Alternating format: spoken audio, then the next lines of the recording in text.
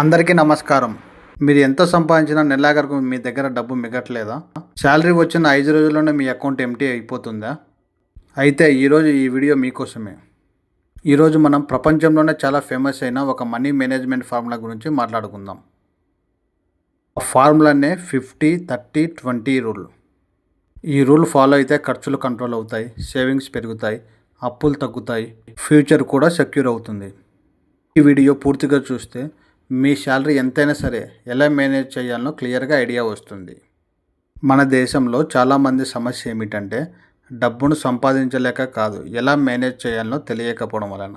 Salary వస్తుంది కానీ EMI కట్టాలా, రెంట్ కట్టాలి, కరెంటు బిల్స్ కట్టాలి, మొబైల్ రీఛార్జ్ చేయించుకోవాలి, బయట తినాలి, ఆన్లైన్ షాపింగ్ వల్ల ఇలా మంత్ ఎండింగ్కి బ్యాలెన్స్ అనేది జీరో అయిపోతుంది.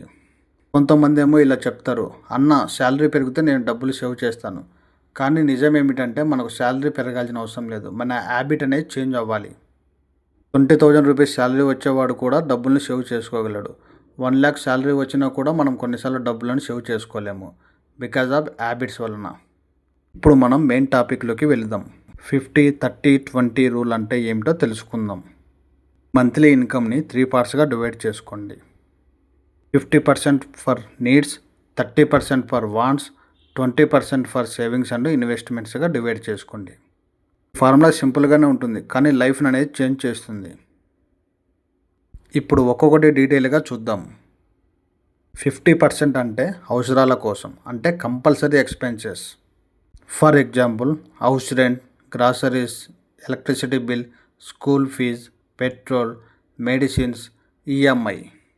సపోజ్ మీకు నెలకు 30,000 రూపీస్ శాలరీ వస్తుందంటే 50% అంటే 15,000 అనేది కంపల్సరీగా మీ ఎసెన్షియల్ ఎక్స్పెన్సెస్ కోసం పెట్టుకోవాలి.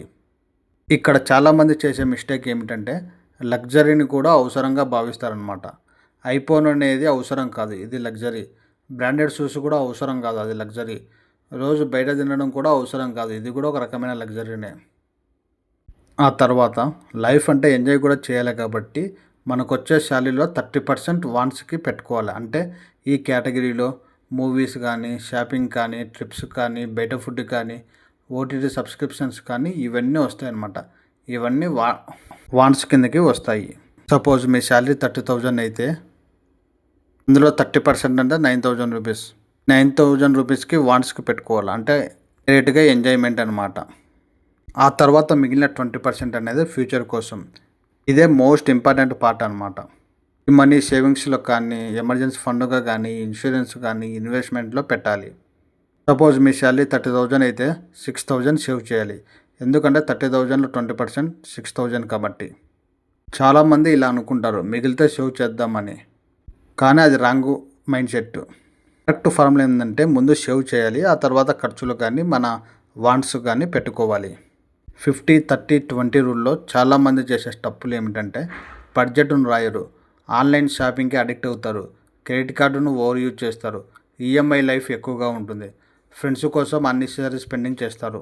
ఇంకొక బిగ్గెస్ట్ మిస్టేక్ ఏమిటంటే ఇన్కమ్ పెరిగితే ఎక్స్పెన్సెస్ను కూడా పెంచేస్తారు.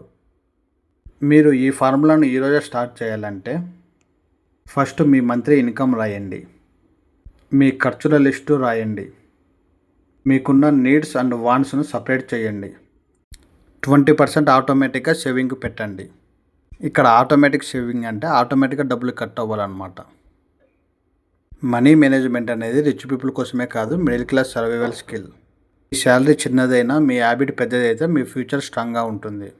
ఈ రోజు నుంచి ఒక డెసిషన్ తీసుకోండి, నేను డబ్బులు సంపాదించాలి, నాకు వచ్చిన డబ్బులను సేవ్ చేసుకోవాలి, ఆ తర్వాత మిగిలిన డబ్బులను ఖర్చు చేయాలని.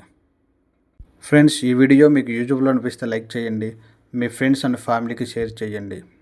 ఇలాంటి ఫైనాన్షియల్ లిటరసీ వీడియో కోసం మా ఛానల్ని సబ్స్క్రైబ్ చేయండి. మళ్ళీ మరొక యూజ్ఫుల్ టాపిక్తో కలుద్దాం. Thank you.